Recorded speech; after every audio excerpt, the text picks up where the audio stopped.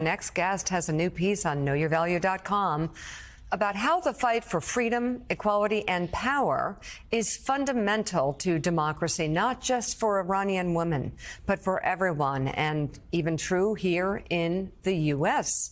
Joining us now, the co-founder and CEO of All In Together, Lauren Leader. Just on that piece and on the conversation we were having before we came back on the air, there is such a link that you say between authoritarianism and how women are treated. One of the activists who's helping to animate the Iranian protests from afar said that the hijab is the Berlin Wall. When it comes down, the entire system crumbles. And what Iranian women understand is that their fight for their rights and equality, their human rights, is also ultimately a fight for democracy in Iran. But that's true everywhere because autocracy really thrives on patriarchy, thrives on misogyny. And you see that all around the world. And yes, we do see that here in the United States, that so many of the folks who are election deniers, who have supported the January 6th insurrection, are also people who demonstrate incredible tendencies towards misogyny towards women. I mean, Herschel Walker being the latest one. It's not an accident that the same man who held a gun to his wife's head is also somebody who supports Trump and refuses to acknowledge the election. That's true around the world, that strong men thrive on patriarchy. And the backdrop to that candidacy is women losing the right to an abortion for the first time in 50 years. Absolutely. Yeah. I mean, the rollback of women's rights here is very concerning, and it is tied. And I think, look, many of us understand how profound the rollback, of abortion rights after Dobbs is for women's autonomy and ability to thrive in this nation. What I think we talk less about or think less about is what that does to undermine democracy. That ultimately women's full and equal participation in society at every level, including bodily autonomy, is fundamental to democracy functioning. And this also comes at a moment where women bore the brunt of the impact of the pandemic, societal changes, economic changes as well. So there's a lot going on there. So are we seeing, there's been sort of anecdotal thoughts, Democrats certainly saying, hey, women are registering to vote at untold numbers. Are you, from what you could track, is that going to happen? Is that going to fall through with a push for midterm elections, which by any measure are going to be razor thin? Right, and I've talked a lot here on the show about our polling around this and how galvanizing the Dobbs issue has been for women, and obviously, of course, the Kansas vote as a potential bellwether. The polls continue to show that abortion is not the top issue for voters. The economy continues to be.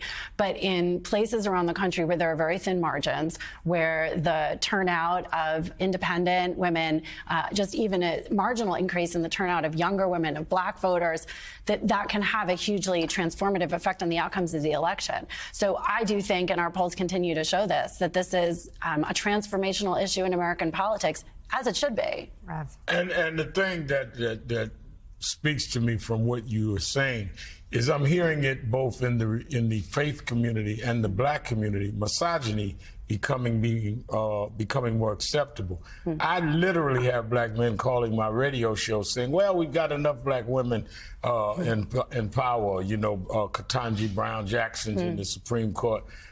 We have Vice President Kamala Harris. I don't know if I want to vote for Stacey Abrams. Who would not be proud of Stacey Abrams unless you're so insecure as a man that you feel that you've got to be manipulated by probably some provocateurs, or the faith community that I don't believe in women's right to choose and women ought to be subordinate, not leading. So did you read the Bible and forget the book of Esther and Ruth? I mean, did they edit that out of your Bible? I mean, it's becoming disturbing, Lauren. Yeah, I think that's right. And the point that I think is so important is that in this time where so many Americans are concerned about the strength and durability of our democracy, that we have to understand that these things go together, that the enfranchisement of all Americans, people of color, but women who are the majority of all backgrounds, that their full and equal participation at every level of our political process, that is the most fundamental building block of a stable and enduring democracy.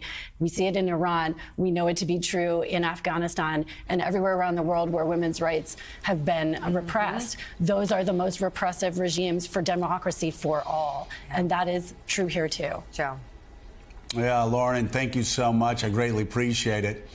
And I can't help but listening to Rev and just thinking about America, Mika, what sort of sets us apart when it comes to how we deal with women in leadership roles, especially as President of the United States. You can look back, my God, Israel had Golda Meir 50 years ago.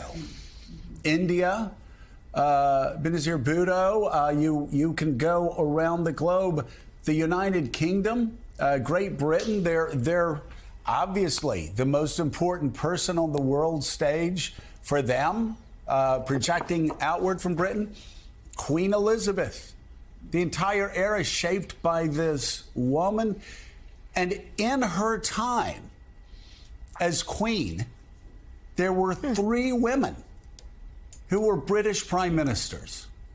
Here in the United States, you can look and see Barack Obama. We are the first majority white country that elected a person of color as president. And, that is certainly something that we should all take great pride in.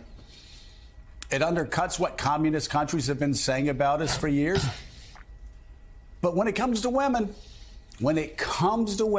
there is still a certain underlying attitude that is stopping Americans from electing a woman as president of the United States. We saw it in 2016, and I wonder how much longer we're going to see it. I know. And you can see Lauren's piece at knowyourvalue.com.